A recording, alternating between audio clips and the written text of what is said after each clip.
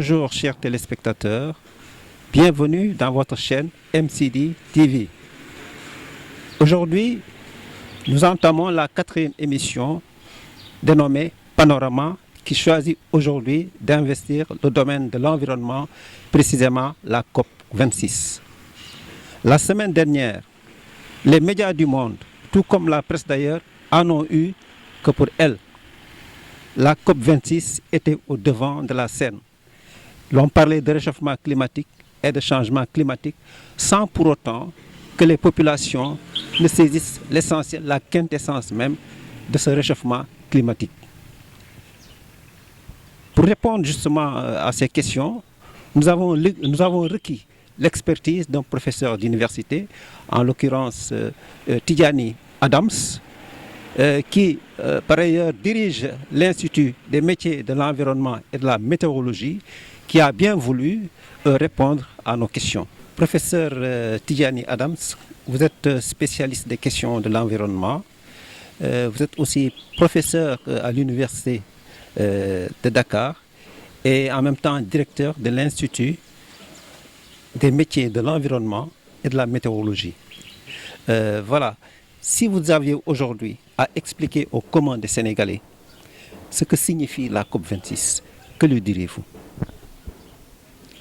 Jusque la COP26 est une réunion internationale qui regroupe tous les pays du monde, puisqu'on a constaté aujourd'hui qu'il y avait un réchauffement du climat, avec toutes les conséquences que cela peut avoir, que nous voyons aujourd'hui, les inondations, les catastrophes naturelles. Donc, les pays du monde ont décidé tous les ans de se regrouper dans un pays pour discuter des voies et moyens qu'il faudrait prendre pour limiter justement ce réchauffement climatique, dont tout le monde sait que le principal responsable est le CO2, qui est un gaz à effet de serre qui est émis par l'activité de l'homme. Voilà. Okay. Quels sont les enjeux, ou si l'on veut, pourquoi ce sommet est-il si vital justement pour nous, pour les humains? Bon, il est vital parce que ça permet de limiter justement ces émissions de gaz à effet de serre. Parce que si nous continuons dans cette voie, il est certain que ces émissions de gaz à effet de serre vont entraîner un réchauffement de la température du globe. Et ce réchauffement, justement, peut occasionner des catastrophes. Donc, étant donné que, comme disait l'autre, nous n'avons qu'une seule planète, il n'y a pas de planète B, il est bien de voir comment on peut circonscrire ce phénomène. Et pour cela, il faut que tout le monde se mette autour d'une table et dise quelles sont les actions qu'ils peuvent mener justement pour la réduction des émissions de gaz à effet de serre. C'est ainsi que donc les pays développés, les pays sous-développés se sont réunis autour d'une table, essaient de trouver des solutions pour voir comment on peut réduire justement ce phénomène. Donc, et tout le monde sait que ce phénomène, bon, c'est vrai que les pays sous-développés, on est autour d'une table, mais les pays sous-développés, on n'est pas responsable de ce qui se passe aujourd'hui. Tout le monde sait, la responsabilité, elle est du côté des pays du Nord. Et aujourd'hui, on tarde à avoir une solution durable parce que devant l'égoïsme des uns, une solution ne pourra jamais être trouvée. Et comme je dis toujours, pour lutter contre le réchauffement climatique, c'est comme un orchestre. Chacun doit jouer sa partition. Les pays du Nord, les pays du Sud. Si chacun joue sa partition, la musique sera bonne. Mais quand les uns ne jouent pas leur partition, à ce moment, la musique ne peut pas être bonne. Voilà. Professeur, les objectifs justement de cette COP26 à Glasgow, quels sont-ils?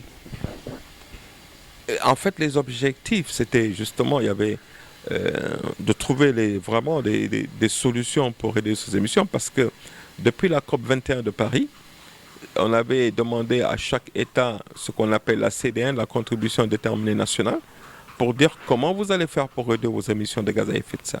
Donc des projets ont été proposés, mais il se trouve que si on fait le bilan des CDN, aujourd'hui, on risque de dépasser les 2 degrés. Donc il fallait prendre d'autres mesures drastiques pour justement éradiquer ce réchauffement climatique.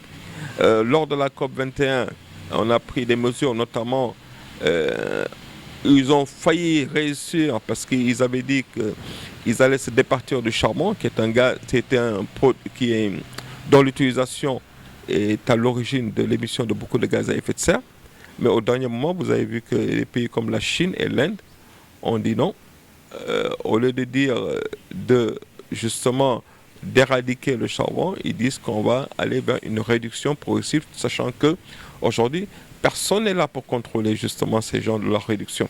Et la preuve, en pleine COP26, la Chine avait des difficultés en termes d'énergie. Ils ont augmenté leur production de charbon de 1 million de tonnes par jour. Et 1 million de tonnes par jour, c'est des émissions de gaz à effet de serre à n'en plus finir. Nous, aujourd'hui, quand je prends l'exemple du Sénégal, on a été pénalisé puisqu'ils disent qu'à partir de maintenant, ils ne financent plus les énergies fossiles. Alors que le Sénégal vient de découvrir son pétrole. Si on dit vous avez du pétrole, vous ne pouvez plus l'exploiter, c'est encore plus nous asphyxier, vous voyez. Et c'est ça le gros problème. C'est-à-dire qu'on ne peut pas continuer dans ce jeu de dupes. Nous avons du pétrole, nous avons du gaz. On veut se développer. On nous dit non, vous ne pouvez pas parce que si vous extrayez ce pétrole et ce gaz, vous allez occasionner des émissions de gaz à effet de serre. Il faut être sérieux. Et ça, je dis, il y a une part de responsabilité des pays africains. Moi, je dis que l'Afrique, c'est vrai, on peut se développer autrement en réduisant ces émissions à gaz à effet de serre. Mais nous ne pouvons pas mettre en péril notre industrialisation. L'Afrique doit s'industrialiser. Et cette industrialisation peut avoir des conséquences.